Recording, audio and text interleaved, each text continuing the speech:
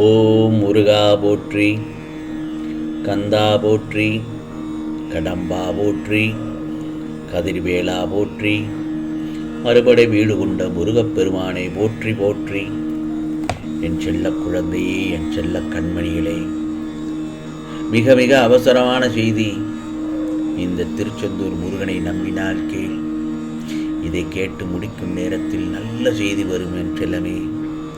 யார் என்ன பேசினாலும் அதை தாங்கிக் கொள்கிற சக்தி நமக்கு உடனே கிடைக்காது. அதுக்கு நம்ம எல்லோருக்கும் பொறுமை ரொம்ப முக்கியம். நம்பிக்கைங்கிறதும் கண்டிப்பாக வேண்டும். அந்த விஷயத்திலிருந்து வெளியிலே வந்து அது என்னென்னு ஆராய்ந்து பார்க்க வேண்டும் செல்லமே. நான் இன்னொன்று சொல்லட்டுமா? தர்மத்தின்படி தூயமான வாழ்க்கையை நடத்துவதால் தான் இப்படி துயரங்களை சந்திக்கிறேன் என்று நினைக்க வேண்டாம்.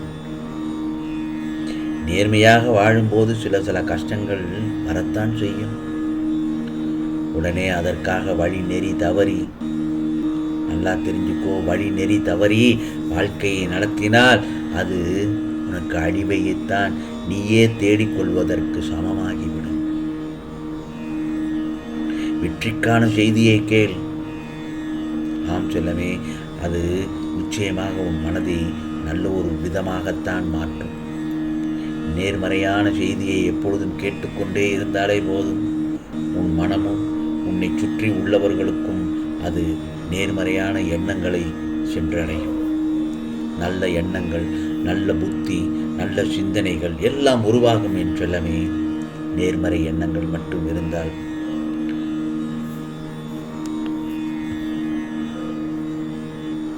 அதே போலத்தான் சில இடங்களில் என் செல்லப்பிள்ளை உன் மனதில் உள்ள அத்தனை அழுத்தங்களையும் மூடி மறைத்து சந்தோஷமாக வாழ்வதாக காட்டிக்கொள்கிறாய்.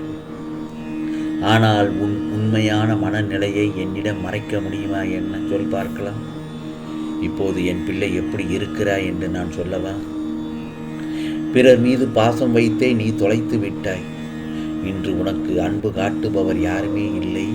ஆதரவு சொல்ல ஆள் இல்லை. உறவினர் வருவது உன்னை பார்த்து ஆறுதல் சொல்வதற்கல்ல, நீ படும் கஷ்டங்களை பார்த்து மனதில் சந்தோஷப்படுவதற்கே தான் என்று எண்ணுகிறாய். மன இறுக்கத்தில் உள்ளாய் என்றெல்லாமே. உன்னை நினைத்து நீ சத்தமில்லாமல் கதறுகிறாய். உன்மேல் உண்மையான அன்பும் அக்கறையும் கொண்டவர்கள் யார் என்பதை புரிந்து கொள். அதே சமயம் உன்னை சுற்றி உள்ளவர்களில் யார் நல்லவர் என்று நினைத்து எல்லோரையுமே சந்தேகப்பட்டு விடாதே.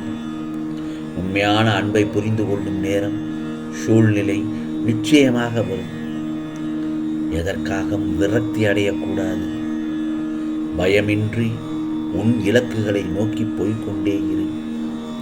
அதே சமயத்தில் யாரையும் இகழ்ந்து பேசாதே. யாரையும் துச்சமாக கருதாதே. உன்னை யாரும் காயப்படுத்தினால் அதற்கு உண்டான தீவினையை அவர்களையே போய் சேரும்.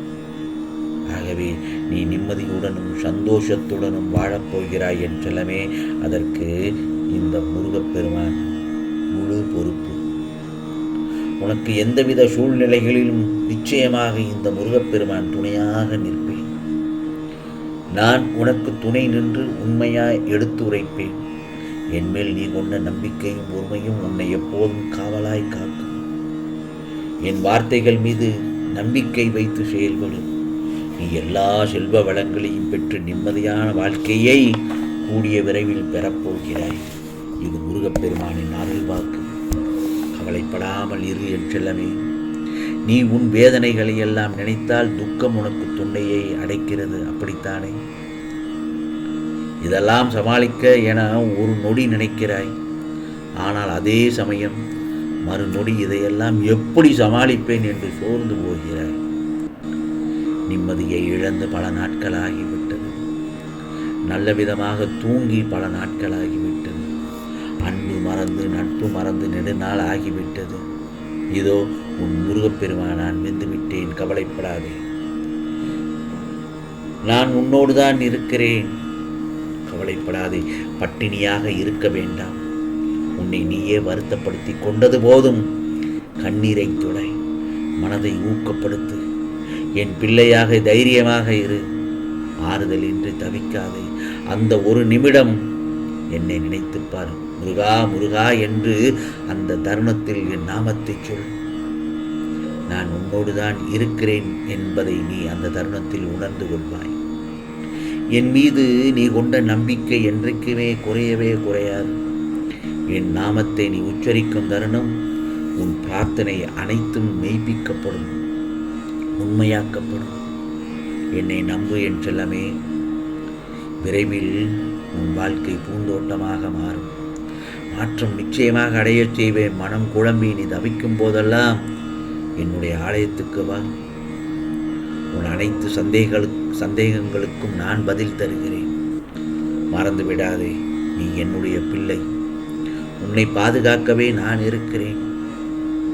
வேலுண்டு வினையில்லை. முருகா, முருகனுக்கு அரோகரா என்று என் நாமத்தை சொல்லிக்கொண்டே என் ஆலயத்திற்கு வா. அந்த இடத்தில் உனக்கு நான் ஏதாவது ஒரு ரூபத்தில் வந்து உனக்கு அருள் பாலிப்பேன். கவலைப்படாது. ஏதோ யாரேனும் ஒரு ரூபத்தில் வந்து உனக்கு அருள் பாலிப்பேன். நீ உனக்கானதை நல்லதை சொல்லும் பொழுது அந்த முருகப்பெருமானை உனக்கு நான் சொல்வதாக அந்த தருணத்தில் நீ நல்லதை உணர்வாய் என் செல்லமே. உன்னை பாதுகாக்கத்தானே நான் இருக்கிறேன். உன் மனம் சஞ்சலம் அடைந்து மன அழுத்தம் அதிகமாகும் போது உன் கண்களை மூடி என்னை மனதார நினை. முருகா முருகா முருகா என்று உன் மனதிற்குள்ளேயே என்னை கூப்பிடு. உன் மனதிற்குள்ளேயே என்னை கூப்பிடு. உன் உருவம், அதாவது இந்த முருகப்பெருமானின் உருவம் உன் கண் முன்னே நிச்சயமாக தோன்றும். அந்த தருணத்தில் அனைத்து பதிலும் உனக்கு நிச்சயமாக நான் அருள் பாலிப்பேன் அல்லது நான் தருவேன். கவலைப்படாதே. உன் ஆன்மாவோடு நான் பேசுவேன். சிக்கல்களுக்கெல்லாம் நான் தீர்வு தருவேன். உனக்கான சிக்கல்களை தீர்த்து வைக்க நான் வந்து விடுவேன் என் செல்லமே. ஒருமித்த மனதோடு முருகா முருகா என்று நீ அழைத்தால் உன் கண்களுக்கு நான் நிச்சயமாக காட்சி தருவேன். உள்ளம் முருகுதையா என்று என்னை மனதார நினைத்து பாடு. என் சஷ்டி கந்த சஷ்டி கவசத்தை மனதார கேளு. நிச்சயமாக உனது குறைகளை நான் நிவர்த்தி செய்வேன். அந்த தருணத்தில் உன் மனம் நிச்சயமாக நேர்மறை எண்ணங்கள் அலைமோதும். ஆம் செல்லமே, பக்தியோடு உன் கண்களை மூடி என்னை நினை. கண்டிப்பாக இந்த முருகப்பெருமான் உன் கண்களுக்கு மட்டும் நான் தெரிவேன். ஆம் செல்லமே, உனக்கானதெல்லாம் நிச்சயமாக நான் அருள் பாலிக்கத்தான் உன் இல்லம் தேடி வந்திருக்கிறேன். கவலைப்படாதே. இந்த முருகப்பெருமானின் அருள் வாக்கு என்றும் உனக்கு குறையாமல் நான் பார்த்துக்கொள்வேன். மிக மிக அவசர செய்தி என்று சொன்னேன் அல்லவா? இந்த முருகப்பெருமான் சொல்வதை கேட்டுவிட்டாய் அல்லவா? நிச்சயமாக உனக்கானது நல்ல செய்தி இதோ உன்னை தேடி வந்து கொண்டிருக்கிறது. ராஜயோகத்தில் இருக்கப் போகிறாய் என் செல்லமே. கவலைப்படாதே. இது முருகப்பெருமானின் அருள் வாக்கு, சத்திய வாக்கு. உனக்கானதெல்லாம் நிச்சயமாக நல்லதே நடக்கும். நல்லது மட்டுமே நடக்கும். அதுவும் நன்மையாகவே இருக்கும். ஓம் முருகா சரணம். ஓம் முருகா சரணம். ஓம் முருகா சரணம்.